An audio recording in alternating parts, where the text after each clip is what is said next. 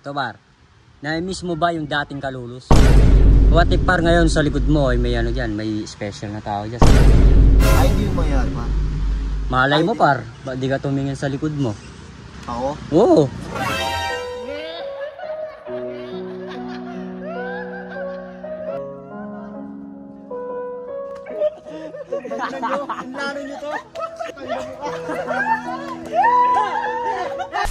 So yung guys, di ba nung nakaraan nag 100k followers si Daddy G, wala man lang kami na ibigay na sorpresa sa kanya or regalo. Syempre kahit papaano, laki pa rin ang sakripisyo niya sa amin, sa grupo namin. Ngayon guys, ngayon kami babawi sa kanya. Ngayon may kinontak kami na isang tao na sobrang special kay Daddy G.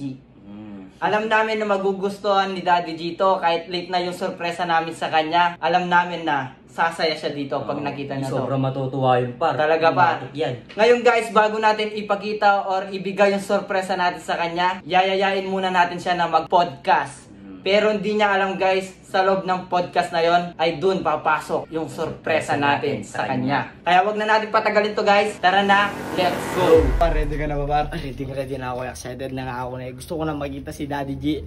Sa tagal 3 buwan akong dito. Hindi ko nakita si Daddy G. Siyempre, mamimiss ko rin siya. Pero dito muna tayo ba?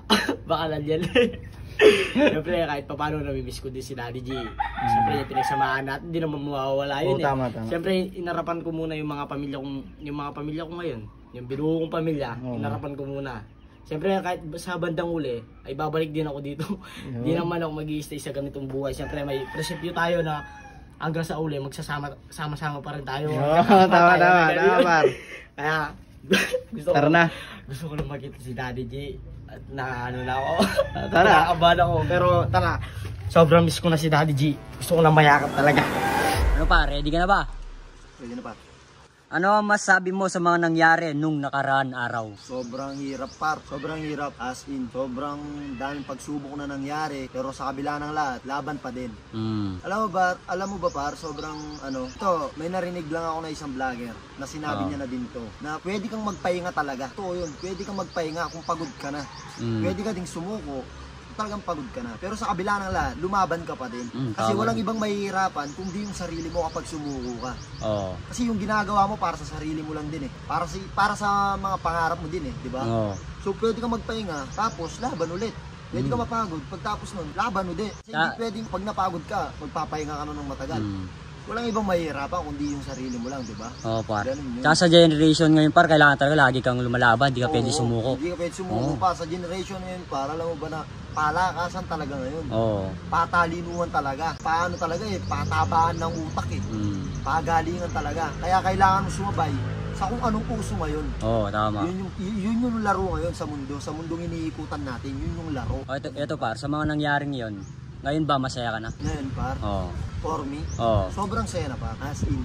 Pero hindi pa ako kontento kung anong meron ako ngayon.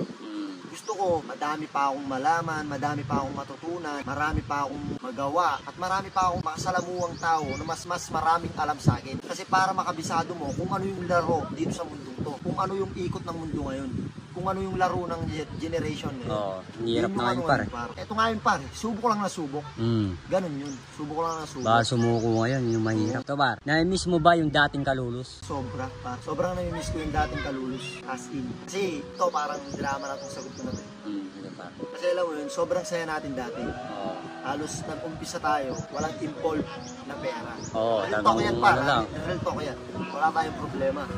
As in yung merienda nga natin, share pa eh. Share pa pero wala tayong naging problema. Tapos, yun na, wala tayong masisisi sa mga nangyari. Wala tayong pwede sisihin. Sa kahit anong angulo natin tignan, wala akong ginawang mali sa kanila.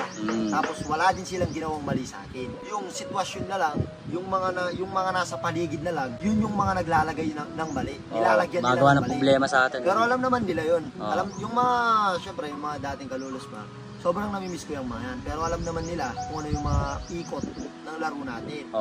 Syempre, hindi naman natin sila masisisi. Hindi din naman nila pwedeng sisihin tayo. Hindi nila tayo pwedeng sisihin sa kung anong nangyari. So, kailangan na lang natin tanggapin kung ano yung nangyari. Pero at least, lumalaban pa din sila. Sobrang proud ko sa kanila. Lumalaban sila ng patas. Ganon din naman ako. Tsaka kayo. Ganon din naman. Ang importante, kahit anong nangyari, wala tayong alitan at initan sa isa't isa. Di ba par? Ganun lang yun. Eto par, bibigyan ka man ng pagkakataon ni God, ano ang hihilingin mo? Kung bibigyan ng pagkakataon ni God, nabibigyan ako ng isang iling na pwede niyang matupad. Siguro ang hihilingin ko para is mapayapang buhay, tapos wala na maging problema, tapos mabuo na din ang Kalulos.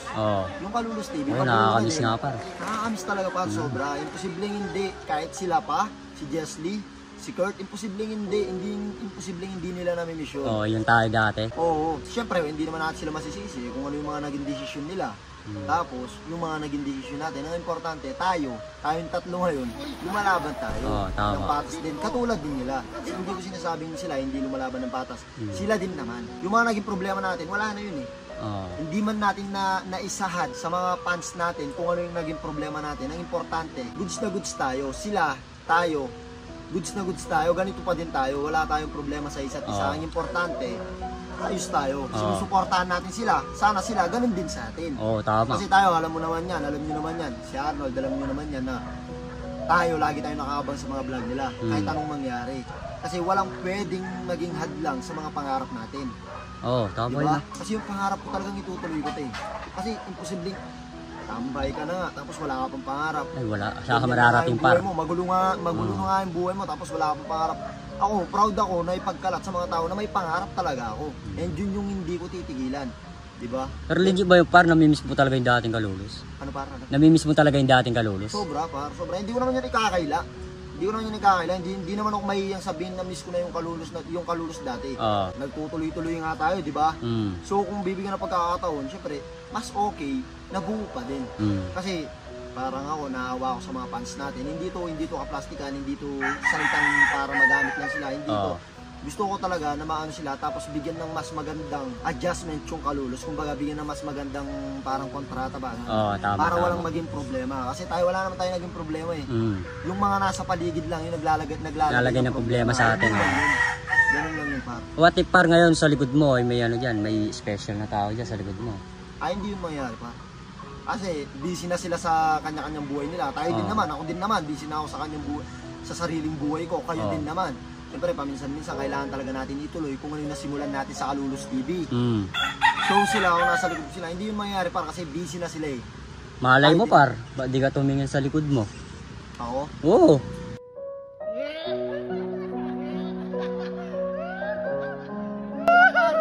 Putang ina mo ka! Inlano nyo to? Gano'n na, plano yan par. Inlano nyo kayo? Yan yung surpresa namin sa'yo par sa 100k followers mo. Kailangan kayo nito. Hindi nyo kayo. Putang ina mo ka.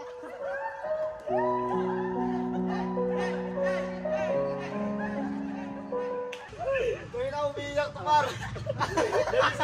Kita mo umiiyak to. Umiiyak si Jesly par. Gago na miss kita par. Tanginan mo ka.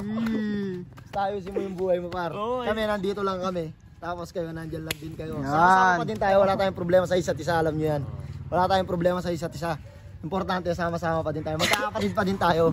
Wala par. Masaya yan. Masaya ba surpresa namin?